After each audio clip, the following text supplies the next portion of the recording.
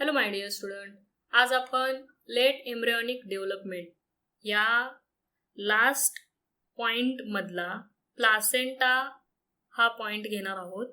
त्यामध्ये formation, types आणि significance हे 3 पॉइंट आहेत. तर आज आपण प्लासेंटा हा पॉइंट इन डिटेल स्टडी करणार आहे. त्यामध्ये फर्स्ट आपण how the exact placenta form and some types of placenta we have to study in today's lecture. So let's start today's lecture. First, what is mean by placenta? Placenta म्हणजे काय? Only the eutherian mammals possesses placenta.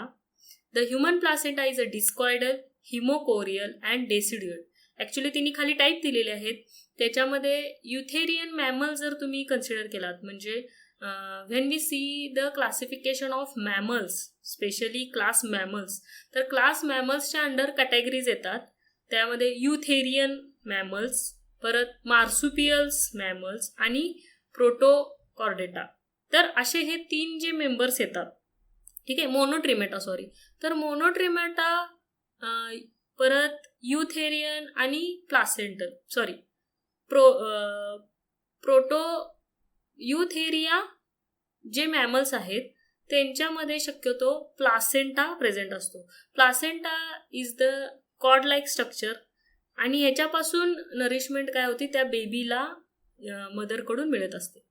The placenta is attached to the uterine wall and established connection between the mother and fetus through the umbilical cord.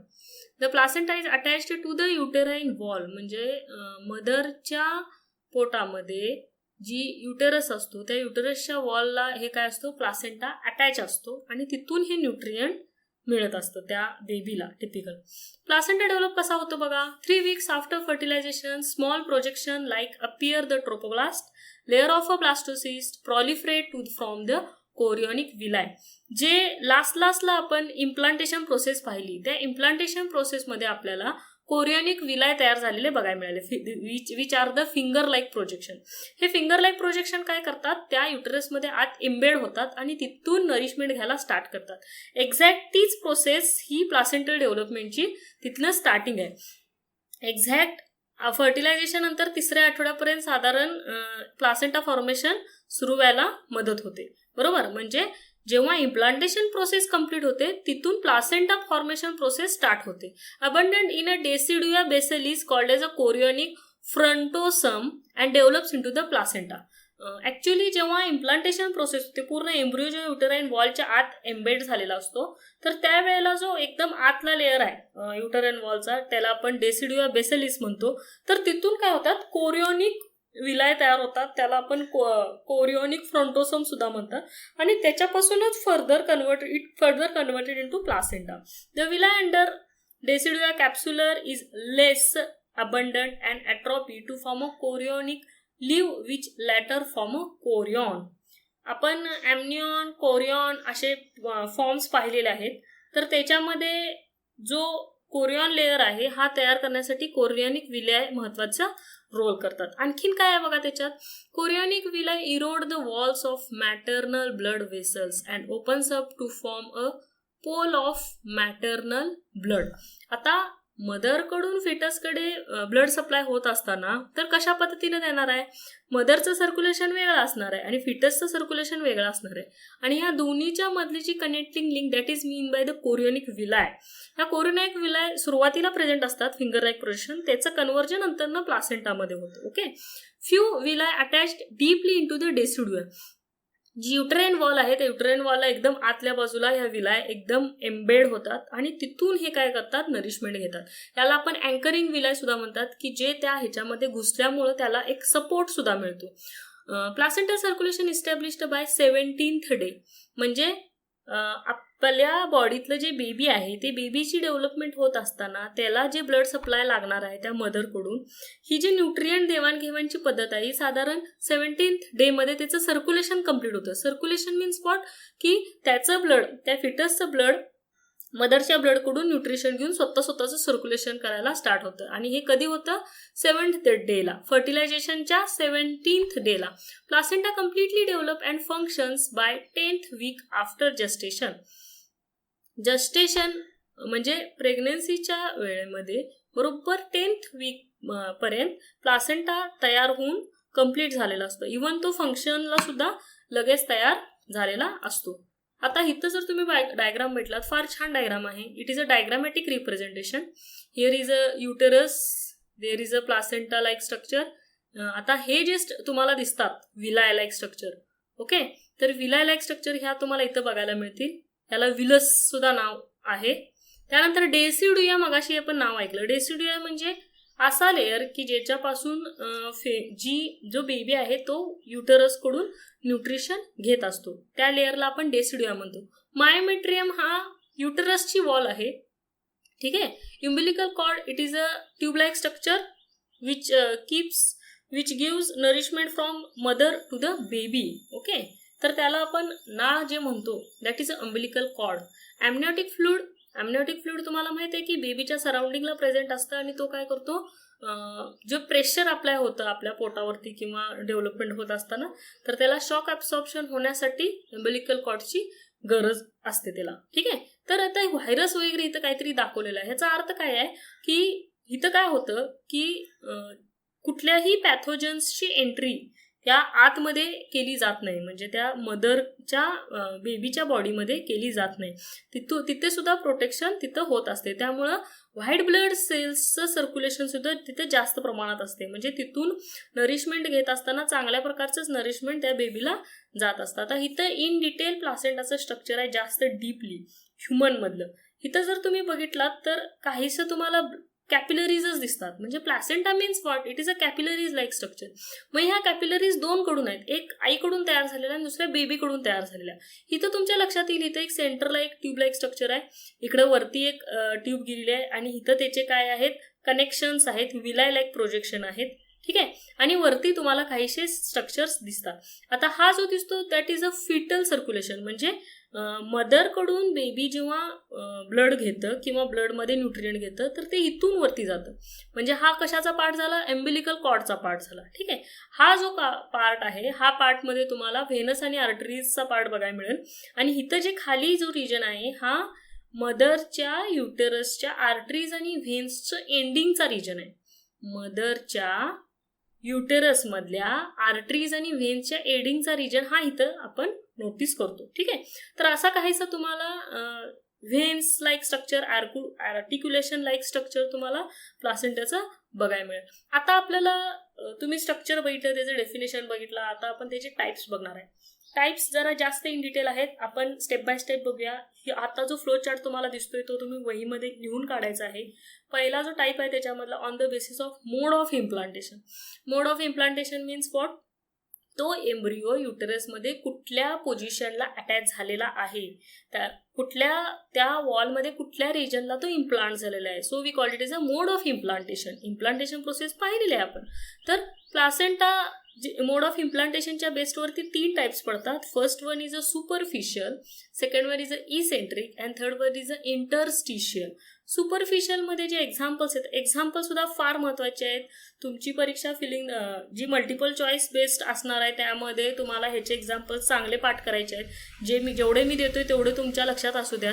अशा पद्धतीचेच तुम्हाला feeling the ब्लँक्सला येणार आहेत की superficial प्लासेंटाच्या under कुठले animals येतात वगैरे, ठीक आहे. त्यामुळे सुपरफिशियल नावाचं जे प्लासेंटा फॉर्मेशन आहे त्याच्यामध्ये कार्निओरस येतात ॲनिमल्स, डॉग येतात, मंकी येतो. इवन इसेंट्रिक पार्टमध्ये स्क्विरल येतो, रॅट येतो. आणि इंटरस्टिशियल प्लासेंटामध्ये हेजहॉग सारखा प्राणी तुम्ही पाहिला नसेल, इंटरनेटला नाव सर्च करा, तुमच्या लगेच लक्षात येईल हेजहॉग कसा दिसतो ते. एप आहे, ह्युमन बीइंग सुद्धा आहे, बॅट आहे, गिनीपिग आहे. म्हणजे आपण जे पडतो ते इंटरस्टिशियल प्लासेंटामध्ये पडतो, ठीक आहे. तर ह्याचं नाव काय, सुपरफिशियल, इसेंट्रिक आणि इंटरस्टिशियलचा अर्थ काय. सुपरफिशियल म्हणजे वरच्यावर, म्हणजे एम्ब्रिओ जो आहे तो युटेरसच्या आत जात नाही, ते युटेरसच्या बाहेरच्या बाजूलाच काय होतं, तिथनंच न्यूट्रिशन घेतो आणि तिथंच तो सर्वाइव्ह होतो. इसेंट्रिक म्हणजे काय, जरी एका बाजूलाच कुठेतरी आत गेलेला आहे आणि तो तिथून काय होतो, नरिशमेंट घेऊन काय करतो, आपली पूर्ण बॉडी डेव्हलप करतो. आणि इंटरस्टिशियल म्हणजे काय, त्या पूर्ण वॉलच्या आत जाऊन तिथून डेव्हलपमेंट होऊन तो मग वॉलपासून तिथं तिची डेव्हलपमेंट सुरू होत असते. म्हणजे वॉल ऑफ युटरसच्या आतल्या बाजूला तो इम्बेड झालेला बघायला मिळतो. हा आपण इंटरस्टिशियल पार्टमध्ये बघायला मिळतो.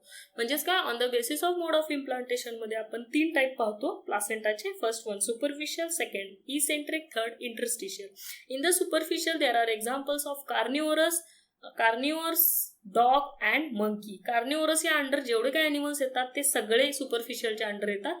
स्क्विरल आणि रॅट हे इसेंट्रिकच्या अंडर येतात आणि hedgehog, ape, human, bat, guinea pig हे सोडून सुद्धा बाकीचे अॅनिमल्स आहेत. हे काही एक्झाम्पल दिलेले आहेत which are comes under the interstitial cell. आता ह्याचं एक्सप्लेनेशन दिलेलं आहे बघा. Superficial implantation growth of a chorionic sac brings it contact with the lining of main uterine cavity. This type of implantation is called central implantation. Superficial नावावर लक्षात येईल की वरच्यावर, म्हणजे युटरसची जी बाहेरची एकदम वॉल आहे तिथं त्यांचं कॉन्टॅक्ट असतो, म्हणजे ते काय एकदम आत एम्बेड होत नाहीत.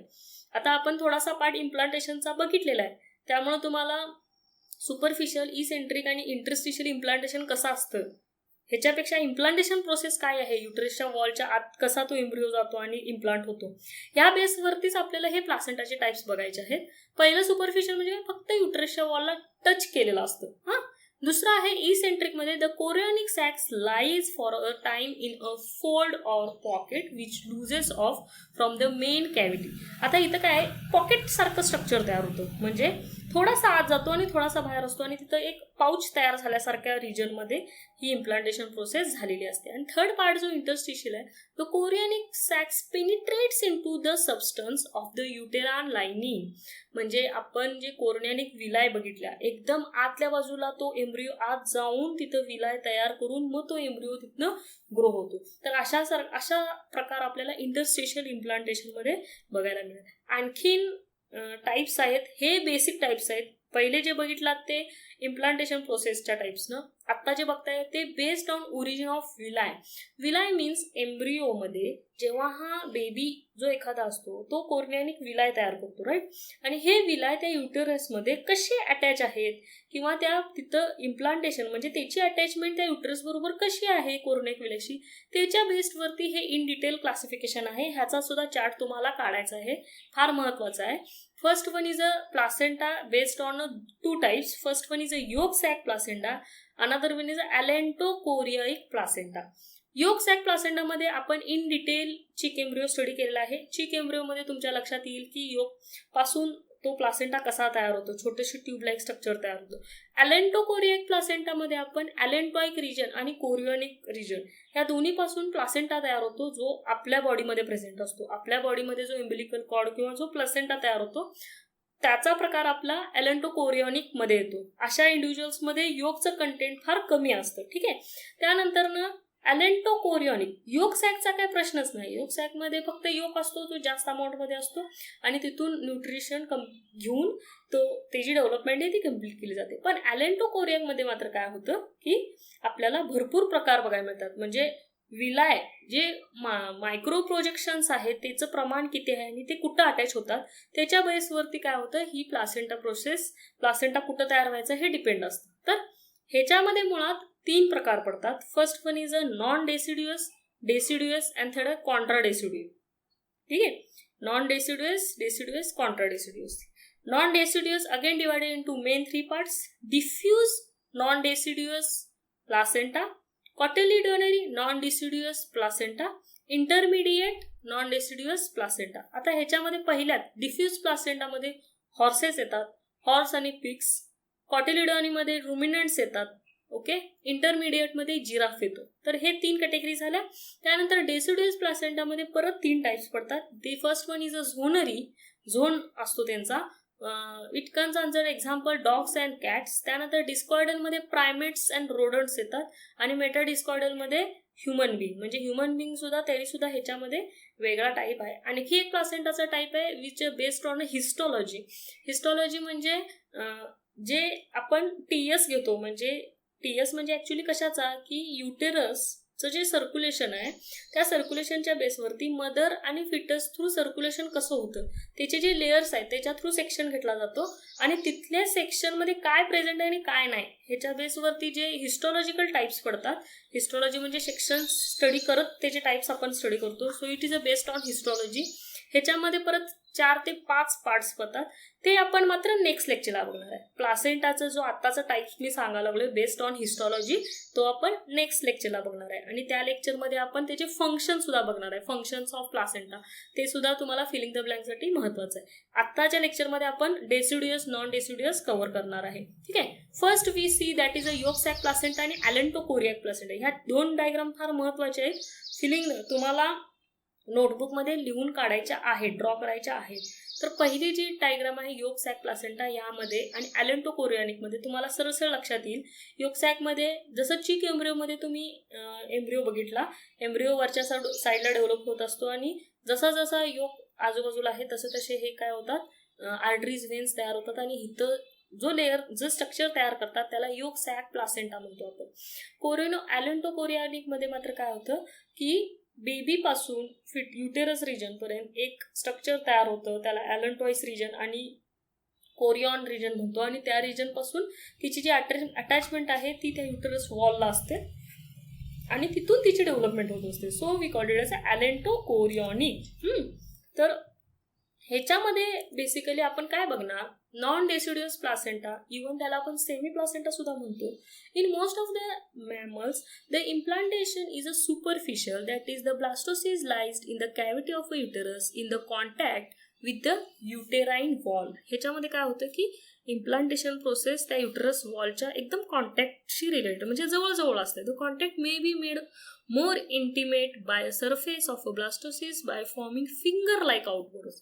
ह्याच्या मात्र काय होतात, फिंगर लाईक आउटग्रोथ्स असतात आणि जे पेनिट्रेट होतात युटरस वॉलमध्ये. ओके.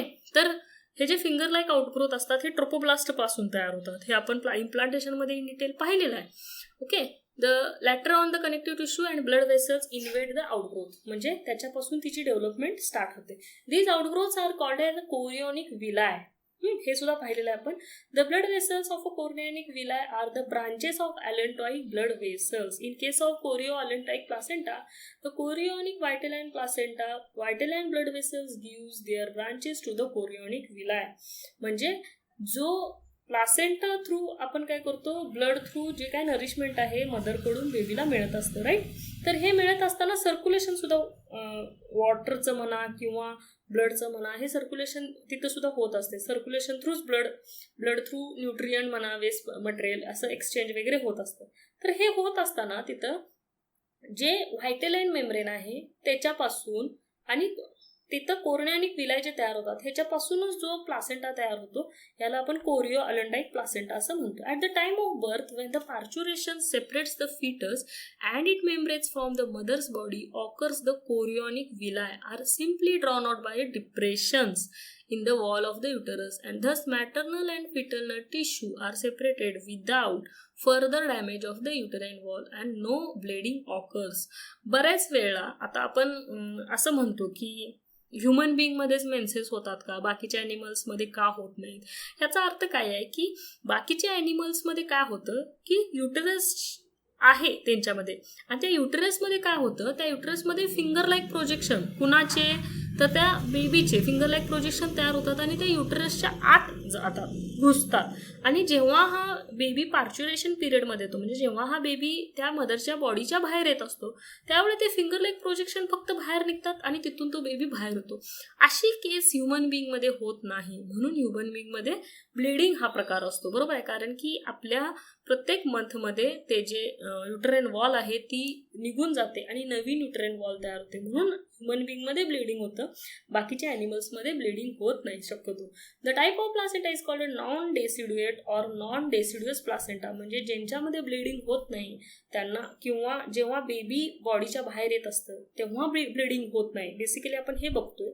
अशा पार्टला आपण नॉन डेसिड्युअस म्हणतो. म्हणजे जो युटरस वॉल आहे ती त्यावेळेला निघून जात नाही, फक्त बेबीच बॉडीच्या बाहेर येतो. ओके. सगळ्यात जास्त महत्त्वाचं एक्झाम्पल आहे पिगमध्ये, कॅटलमध्ये आणि काही मॅमल्समध्ये सुद्धा अशा प्रकारचं एक्झाम्पल आपण बघतो. ठीक आहे. Further the chorionic villi of a non deciduous placenta because lie in apposition with the endometrium but do not fuse with it is. So placenta called a semi placenta. Semi placenta म्हणजे काय, कुठलंही part त्याच्याबरोबर पूर्ण attach नसतो. म्हणजे त्यांची जी attachment आहे ती एकदम अशी साधी, नुसतं आपण कणकेमध्ये बोट बुडवल्यानंतर न कसं त्याच्यामध्ये वन उठेल, तशा प्रकारचं काही इलेव्हेशन्स फक्त त्यांच्या युटरस वॉलमध्ये इमिट होतात. पण जेव्हा हा बेबी बॉडीच्या बाहेर येईल तेव्हा परत आहे तसं तिथं जिथं प्लासेंटा फॉर्मेशन झालेलं असतात, कोरियॉनिक विलाय तयार झालेलं असतात, ते स्ट्रक्चर परत आहे तसं होते. तर इथं आपण सेमी प्लासेंटा टाईप बघतो. त्यानंतर नेक्स्ट टाईप बघतो आपण डेसिड्युअस प्लासेंटा. इवन त्याला दुसरं नाव आहे प्लासेंटा विरो. तर ह्यामध्ये काय आहे बघा, in other mammals however the degree of intimacy between maternal and fetal tissue becomes further increase. आता ह्याच्यामध्ये जो प्लासेंटाचा मेम्ब्रेनचा लेअर आहे किंवा एक्स्ट्रा एम्ब्रियोनिक मेम्ब्रेन आहे, ह्याच्यामध्ये टिश्यूची संख्या, त्याचे लेयर्स जास्त आहेत. म्हणजे आपण जर नॉन डेसिड्युअस मध्ये बघितलं की फक्त काय होतं, प्लासेंटा लेअर आहे आणि ते फक्त प्रोजेक्शन करतात आणि तिथून त्यांची डेव्हलपमेंट पूर्ण झाली की बाहेर पडतात. डेसिड्युअस प्लासेंटामध्ये मात्र तसं नाहीये. डेसिड्युअसमध्ये तो एम्ब्रियो जो आहे इथं जर असा बदल असतो की त्याच्या युटरस वॉलमध्ये थिकनिंग आहे, परत त्याचा बेबीच्या बाहेरच्या बाजूचा लेअर आहे तिथं सुद्धा थिकनिंग आहे. काय आहे बघा, the wall of the uterus becomes eroded to various degree through the action of trophoblast. जेव्हा इम्प्लांटेशन प्रोसेस होते तुम्हाला माहिती आहे की तो लेअर झिजून जातो, तिथला तो एम्ब्रियो आत जातो आणि परत तो लेअर भरून काढला जातो. Embryonic tissue penetrates into the uterine wall, establish a more intimate contact with the facilitate and passage of substances from mother to fetus. असं होत असल्यामुळं काय होतं, तो बेबी आहे तो युटरस वॉलमध्ये एकदम आतल्या बाजूला असा त्या वॉलमध्ये पूर्ण असा घुसून तो तिथून न्यूट्रिएंट घेत असतो. Here there is a because of a chorionic villi fuse with the eroded uterine muscles. इथं ऍक्च्युली काय होतं की युटेराइन मसलच्या पूर्ण आतल्या बाजूला जाऊन तो एम्ब्रियो इम्प्लांट होत असतो. म्हणून इथं काय होतं, ब्लिडिंग होण्याचे चान्सेस जास्त असतात. आणि हा आपण ट्रू प्लासेंटा म्हणतो. प्लासेंटा म्हणजे काय, पूर्ण त्या युटरस वॉलच्या आतमध्ये घुसून तिथं फिंगर लाईक प्रोजेक्शन तयार करून तिथनं नरिशमेंट घेणं, बरोबर आहे. At the end of pregnancy the uterine wall is no longer intact when the fetus within its membrane including chorion is removed. ह्या इंडिव्हिज्युअल्समध्ये जो कोरियॉनिक विलाय असतो प्रकार, हा इथे निघून जातो. हा पार्ट नॉन डेसिड्युअस प्लासेंटामध्ये निघून जात नाही, तो आहे तसा राहतो.